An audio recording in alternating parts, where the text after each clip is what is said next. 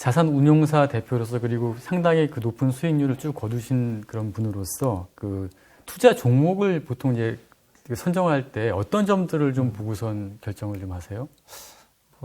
이거는 짧은 호흡으로 이야기하기에는 좀 어려울 것 같고요.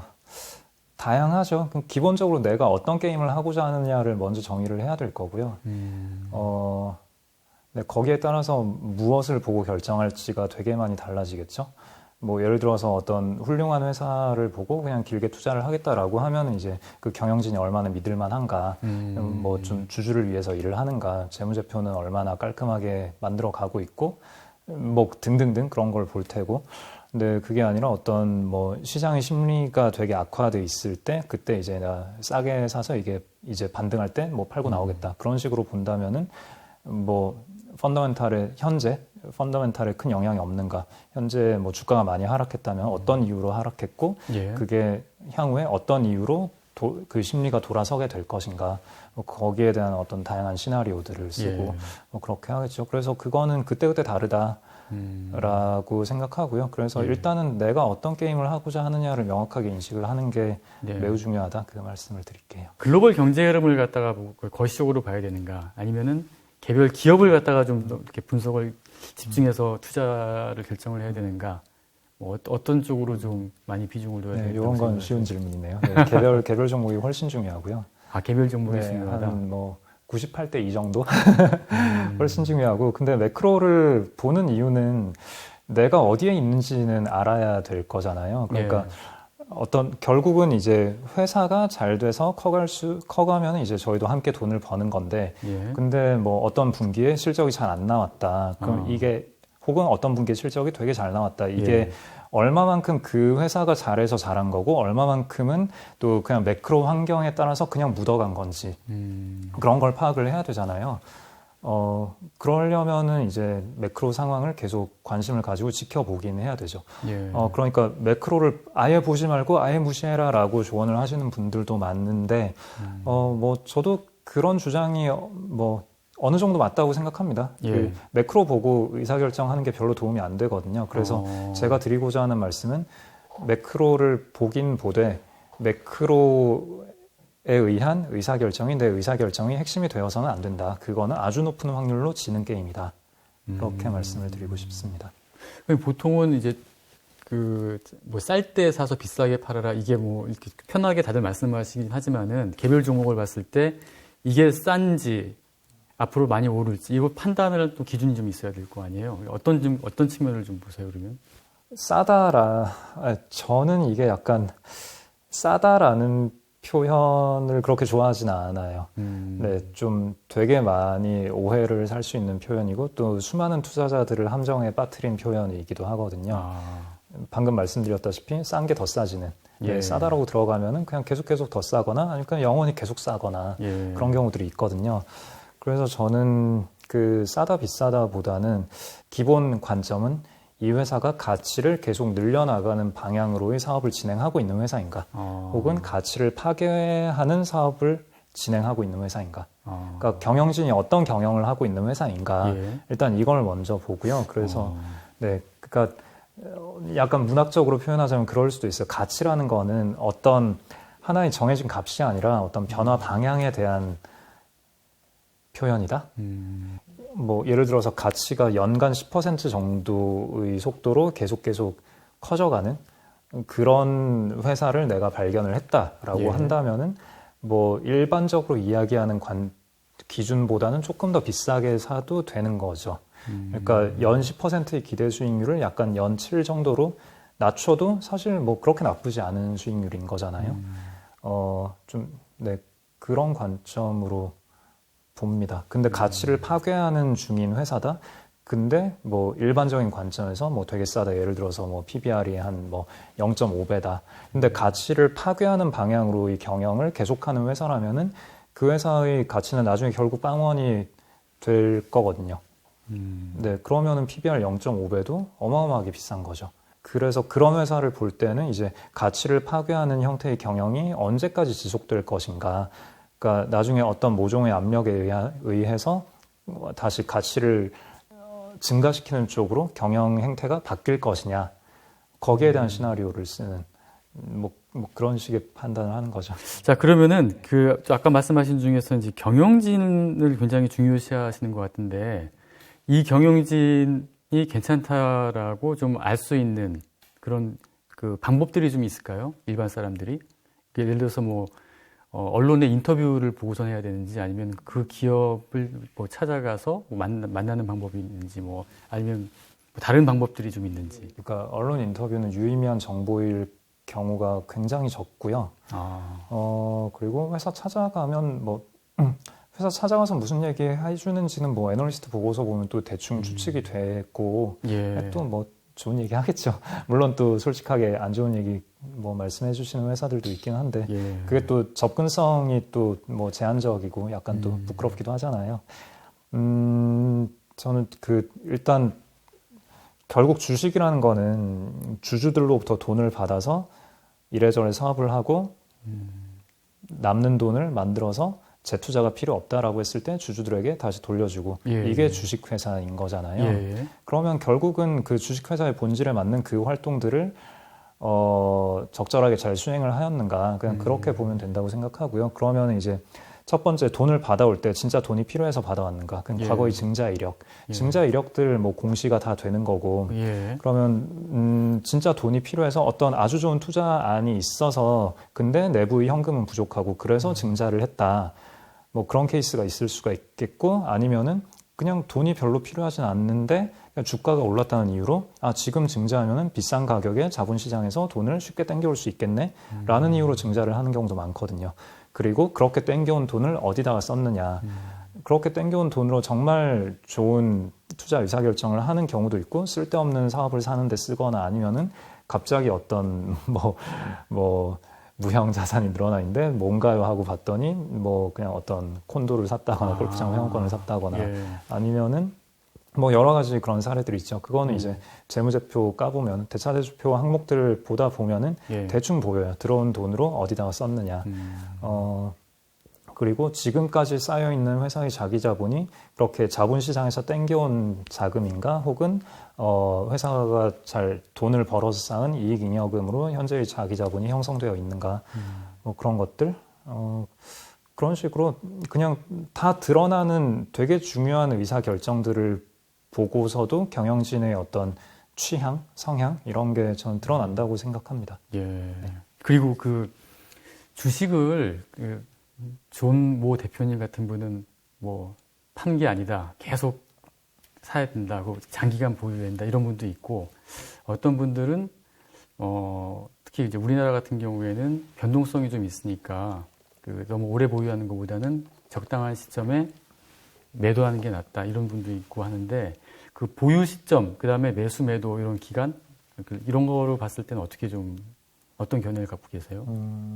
일단은 전체 시장을 보느냐 개별 기업을 보느냐를 좀 구분을 해야 될 것 같고요. 전체 시장과 개별. 네, 전체 시장을 본다라고 했을 때 대체로 자본주의가 어느 정도 건강하게 굴러가고 있는 국가라면은 그 전체 주식 시장의 성과는 다른 모든 자산을 뛰어넘고요. 자본주의가 잘 굴러간다면은 여기서 자본주의가 잘 굴러간다라 함은 그러니까 아까 말씀드린 그 주식의 속성, 주주들로부터 돈을 받아서 창의적으로 열심히 사업을 하고 초과 이윤을 남기고 그 초과 이윤을 주주들을 위해서 사용한다. 그러니까 재투자를 한다면은 그 재투자는 향후에 더 많은 영업 현금 흐름을 창출하기 위해서 재투자를 하는 거고 주주들에게 바로바로 배당으로 돌려준다라는 거는 그 재투자를 할 괜찮은 투자권이 보이지 않기 때문에 예. 돌려준다. 그러니까 그런 되게 당연한 의사결정들, 그 당연한 의사결정들이 잘 이루어지고 있다. 그게 자본주의가 건강하게 작동한다라는 거의 데피니션이라고 보면 될 거고요. 예. 그런 경우에 주식의 성과는 다른 한 10년 이상으로, 20년 이상으로 봤을 때 주식이라는 자산의 수익률은 다른 모든 자산을 뛰어넘습니다. 그리고 한국도 그렇게 어느 정도 잘 굴러가고 있는 국가 중에 하나이기 때문에 내 재산 관리의 측면에서 내 재산의 일부는 전체 시장을 추종하는 그런 뭐 뱅가드 토탈이라던가 뭐 그런 ETF, 그러니까 특정 몇 가지 ETF 편입을 해놓은 건 저는 중요하다라고 생각을 하고요. 일단은 부동산과의 코릴레이션도 어느 정도 있으면서도 장기적으로 높은 수익률을 주고 하니까 원래 그 재산관리의 의사결정은 그렇게 적당히 괜찮아 보이는 거에 적당히 이것저것 뿌려놓는 그게 좋거든요. 네, 한 군데에 몰빵하는 거는 그 자체로 되게 큰 리스크고. 예. 네, 그래서 그런 관점에서 주식이라는 거는 계속 보유를 해 나가는 거다라는 관점이 뭐 좋다라고 저는 생각을 하고요. 근데 개별 주식을 볼 경우에는 당연히 그건 또 전혀 다른 얘기인데 그럼 그 개별 주식에 대해서 결국은 아까 이제 전체 시장에 대해서 말씀을 드렸고 만약에 이 주장이 옳다라고 인정을 하신다면은 개별 주식을 본다라는 거는 그런 가정이 들어가 있는 거잖아요. 내가 주식을 직접 매매를 했을 때 전체 시장보다 더 나은 성과, 즉 초과 수익을 낼 수 있다라는 가정이 들어가 있는 건데 초과 수익을 내는 건 일단 대단히 어렵거든요. 그러니까 그거는 뭐 투자 기간이니 어쩌니 그런 문제를 포함해서 내가 어떤 다른 투자자 대비 우위가 있는가, 그리고 내가 얼마나 많은 시간을 쏟아부어서 그 우위를 계속 유지를 할 수 있는가, 그런 여러 가지 요소들이 다 결합돼서 나오는 의사결정이기 때문에 네, 그거는 예, 그냥 단순히 투자 기간의 문제가 아니라 그냥 네, 되게 큰 문제라고 생각합니다. 그런 위험성에도 불구하고 일단은 그래도 일반 사람들도 주식을 해야 된다.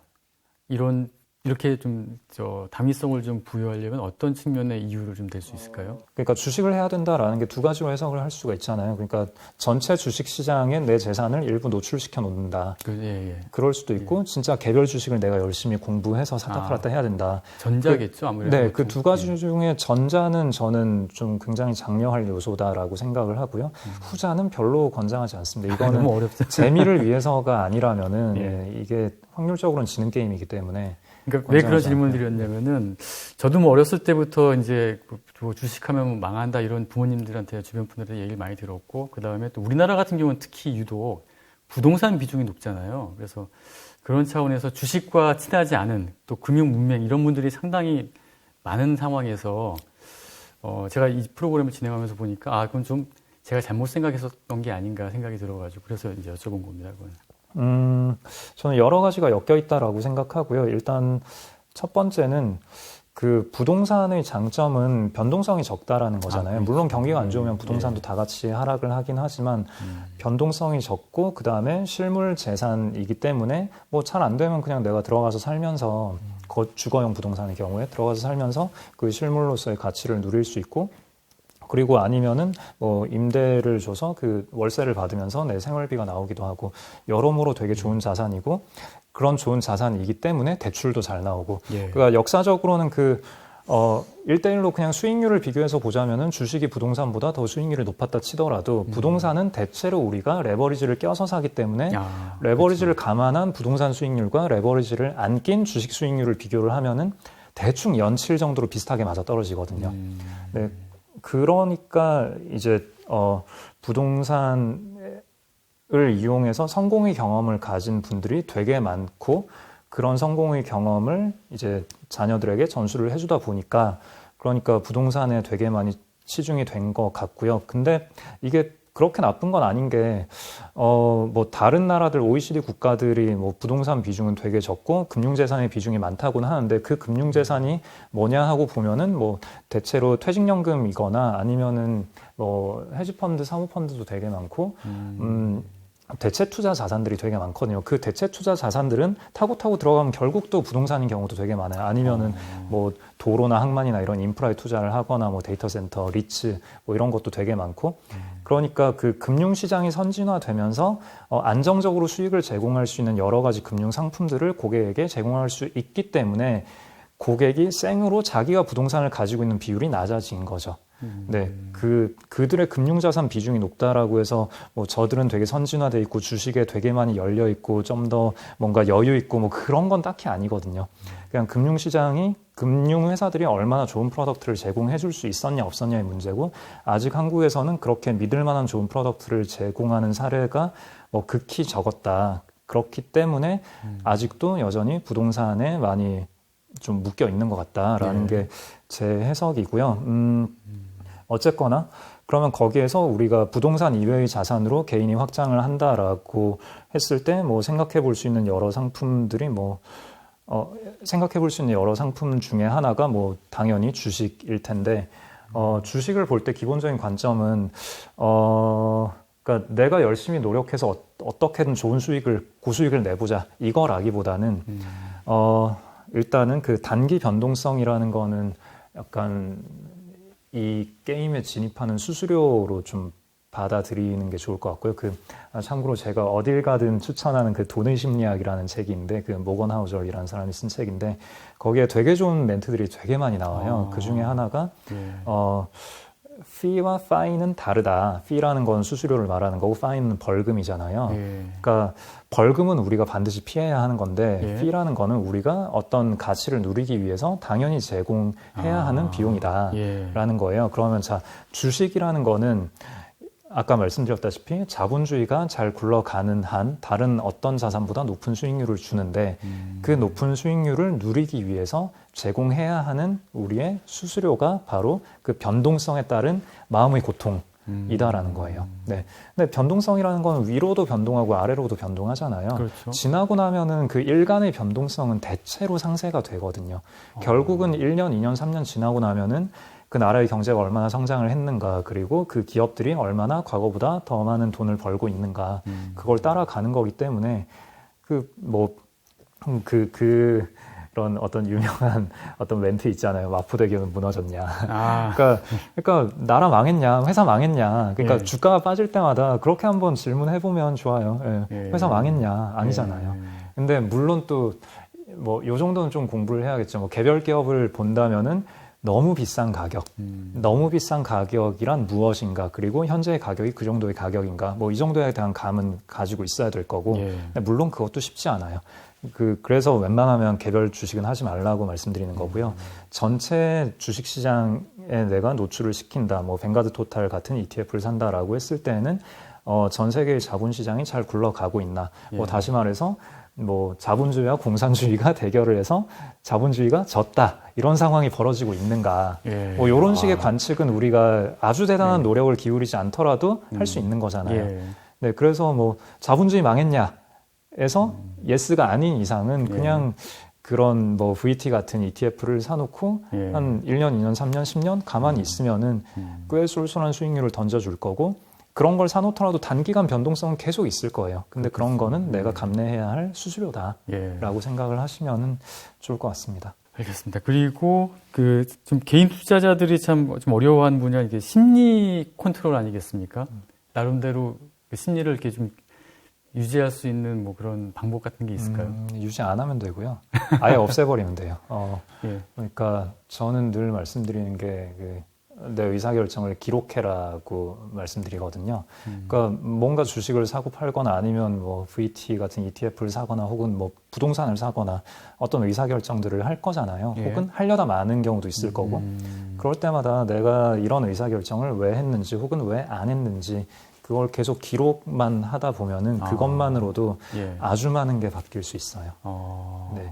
그러니까 내 마음이라는 건 사실, 그리고 내 기억이라는 거는 되게 공허한 거거든요. 되게 많이 환상이에요.